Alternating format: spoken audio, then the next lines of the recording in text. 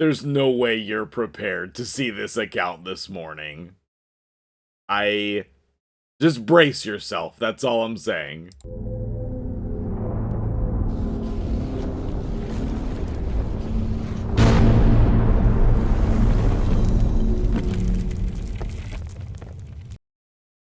What's up, guys? MtgJedi here, and we have a freaking cool video for you today.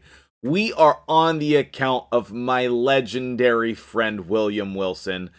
Big shout out to you, my dude. I mean, I couldn't do this without him. One of, if not the biggest supporter of my channel for the last 2 years.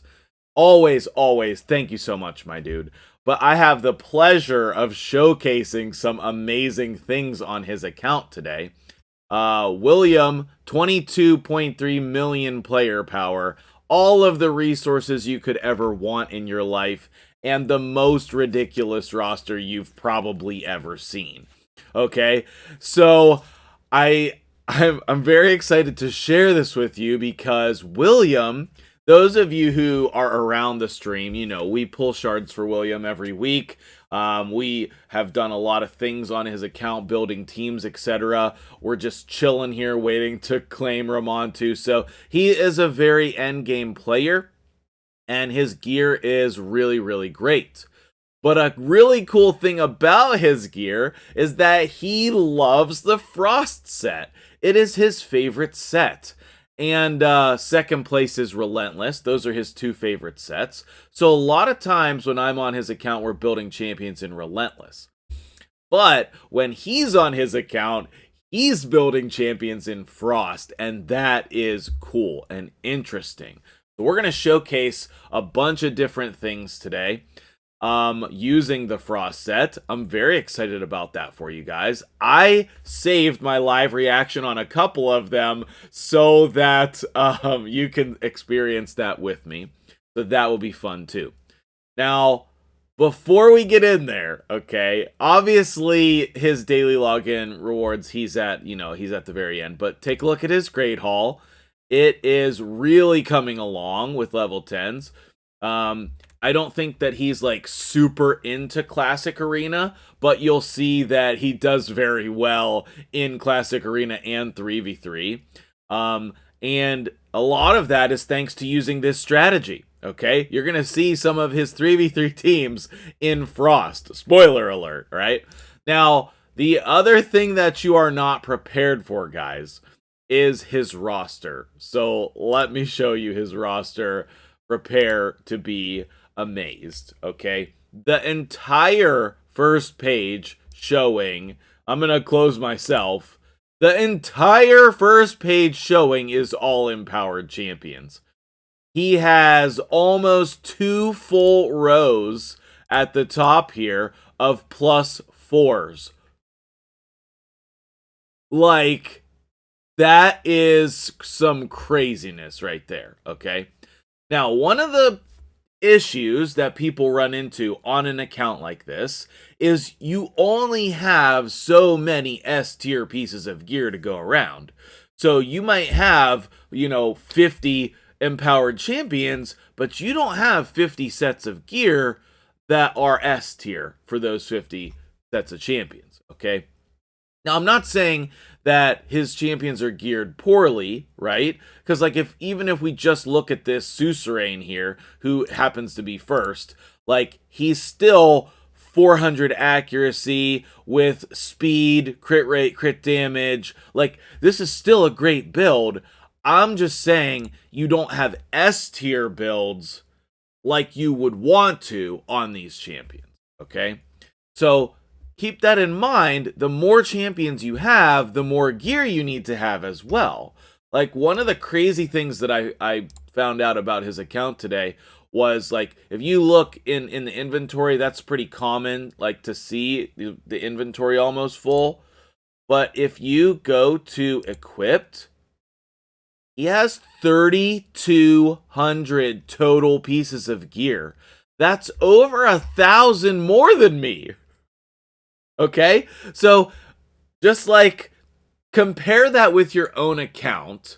if you want to know how to raise your player power, gear more champions. However you want to gear them, just gear more, okay? And that will raise your player power. I mean, specifically crit rate and crit damage and resistance are some of the best ways. And then maybe fourth place would be accuracy. But like however you're going to gear them, you're going to get those stats anyway, okay? So we're going to start by taking a look at one of the dirtiest champions in Frost set that I can imagine. And guys, when I think about fighting against this in Arena, I want you to remember this build, because if you have to fight against this, you will be disgruntled. And that is a Duchess in Frost. Okay? That is a Duchess in Frost set. She has 266 speed and 532 resistance along with defensive stats. Like, just like mind blown. Mind blown. And it's not like any of this gear is crazy either, okay? Speed, accuracy, I mean, we don't need the accuracy, but just speed and resistance. Speed and resistance, HP percent. Speed, defense percent, resistance. Resistance and speed, resistance chest, HP percent resistance. You're just getting resistance in all of your substats while staying in the sets that you want. And then the same thing for the amulet and the banner, okay? So I just think that builds like this are super cool, and I'm very excited to share that with you today. Right, so the first place, before we get into more builds, the first place that William was very excited to share his Frost build is against the Magma Dragon, okay? And I'm not sure why he likes this Frost build against the Magma Dragon. I honestly am not sure. But this is one of the main places that he was excited to share. He's asleep right now because I record super early in the morning. But this is his team, and they are all in Frost, okay? I think that this is just a coincidence. Like, this is the team he wants to use, and it's also in Frost. But either way, let's go in and take a look. There is absolutely no chance this team is going to die. So let's watch and see what's going on here. Once we see how this team is working, I'll probably pause the video until we get to the boss, okay? But you can see, like, this is the hard Doom Tower, and we just cleared that first wave like it was nothing. So we definitely have damage built on this Krisk and the Coronar as well. Now, the Warlord also has damage built on him, and he doesn't have as normally high accuracy and sometimes resistance as you would see on other champions. So all of these support champions are built for damage. Look at that Warlord just casually taking out the Duchess, right? As a reminder here, this is floor 110 on the hard Doom Tower, okay? 110, hard. I'm not saying Magma Dragon is the hardest boss, but this is definitely the coolest team. He's going to be provoked, right? And we're just going to extend some debuffs with Warlord's A1 as well. I'm just curious if we were to put like a Poisoner in here, if it would speed up the run. But, I mean, this is William's team for this boss. Like, we didn't put this together for this showcase. This is what he actually uses, and that's incredible to me, okay? Like, there's one thing showing off cool things for videos. I love those videos, okay? But it's another thing to see the actual teams people use in action, and that's pretty cool. So we're just going to keep cycling through these abilities. There's no chance this team can ever die. So I'm going to pause here and let's get to the end of this fight, and then I'll be right back. Okay, so as we're finishing up this fight, I just one of the things that stands out to me, ooh, took a nasty crit there on Krisk. One of the things that stood out to me was these are his arena champions that are in Frost that we're utilizing in other areas of the game. And I think that that's an important thing. You want your probably the best champions on your account to be geared for arena and clan boss and Hydra and normal clan boss. But in addition, you also want them to be usable in other areas of the game, okay? And I think that that is a really important realization, okay? Now, I'm really curious about what would happen if we just, like, put Beck in here. So I'm going to run this, and then I'm going to update you, so I'll be right back.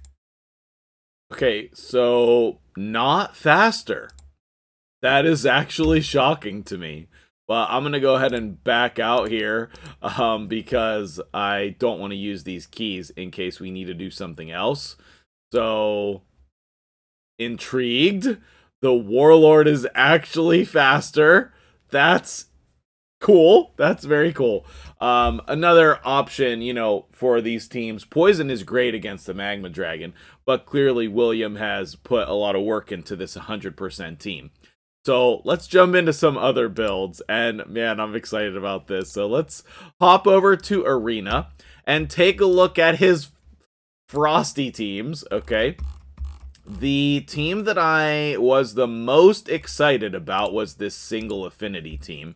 Both Rio and Necrit, that sounds so dirty to say, both Rio and Necrit are geared in Frost, and we'll take a look at all of these Frosty builds at the end of the video here in a minute, so you can see the builds in Frost. But for now, I wanted to just do a fight or two with some of these cool Frost teams so that you can see them. I think that I love that. I love that. So we have this team built so that Necrit automatically protects Leorius, and then secondly, he will start protecting Arbiter, which is great. If we were manualing this, this would be a much easier fight here. And the reason being is because Arbiter used her revive as a turn meter boost instead of using it to actually revive. So that was, you know, a little bit mistimed. Otherwise, and again there, but so I should probably take this off auto, but I didn't. I did not, because like I think that this is a great arena defense, okay?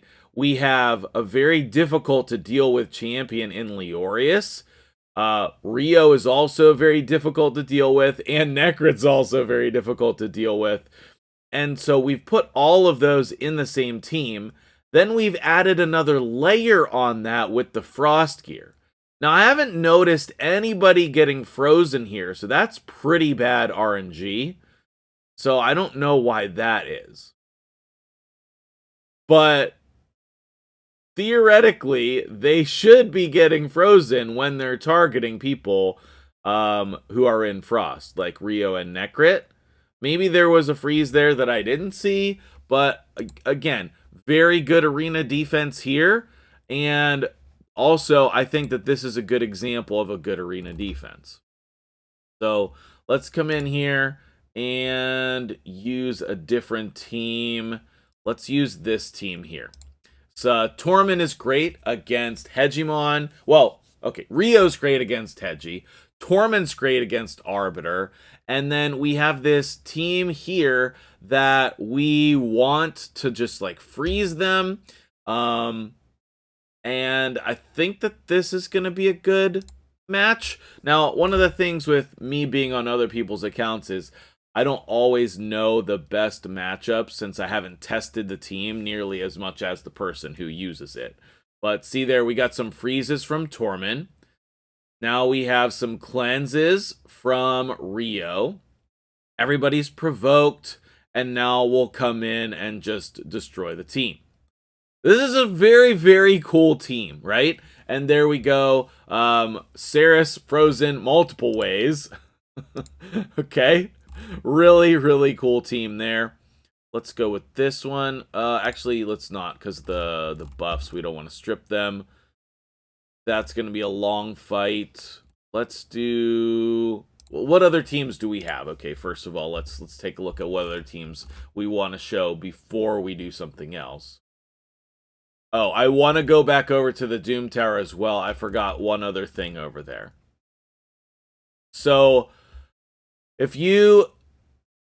When we're looking through here, I thought there was a third team that I wanted to show.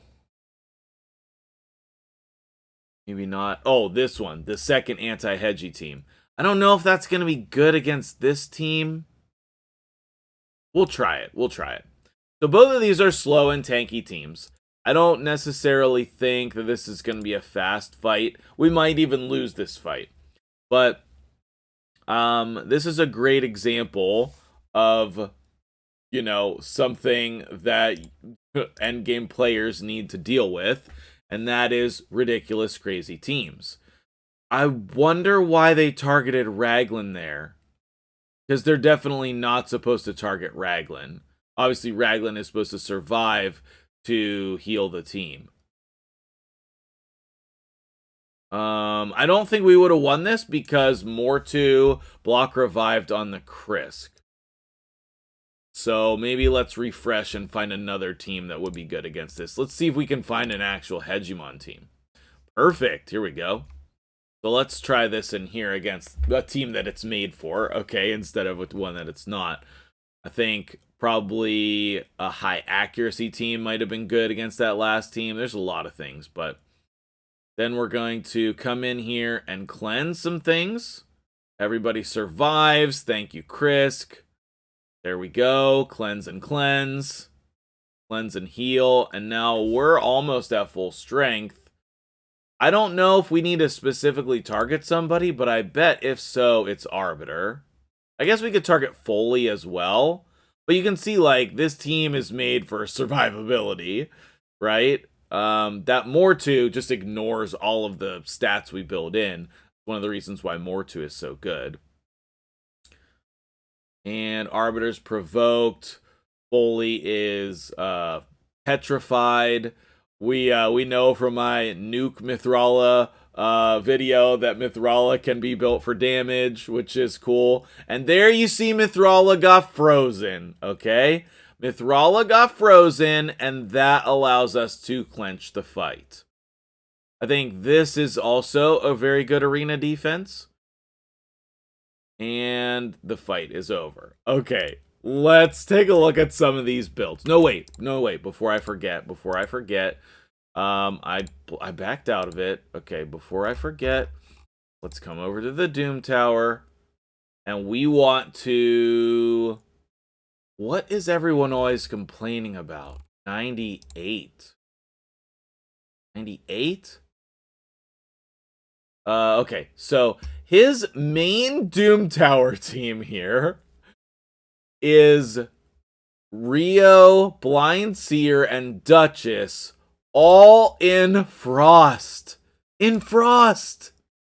Okay, so let's see this in action, okay? Can we... I wonder if William's on here with the team that he used. Oh, there's my team. Hey, haha. Oh, he didn't use this team on this level.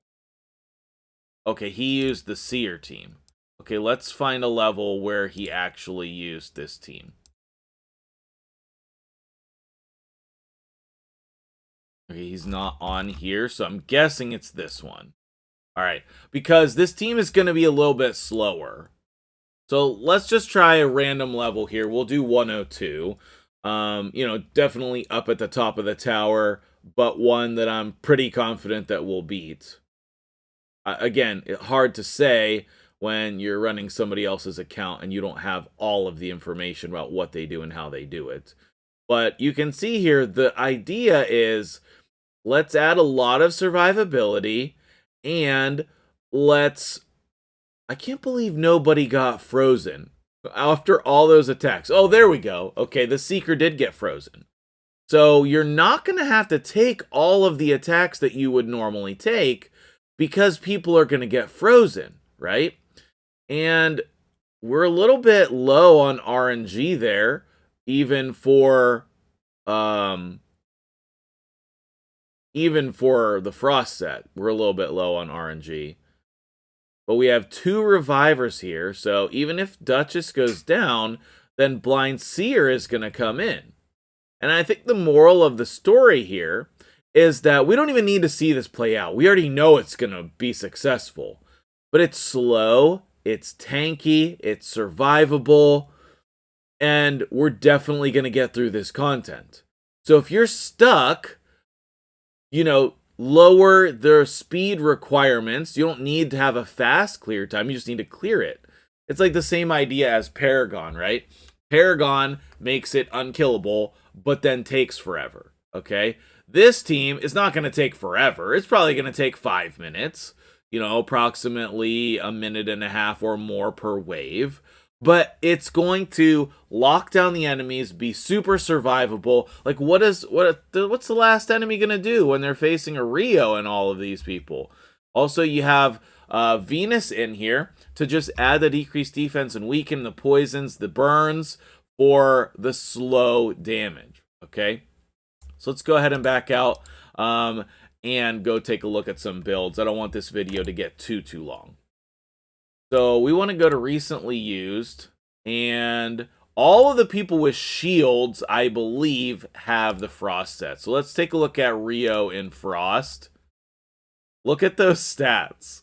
That's incredible.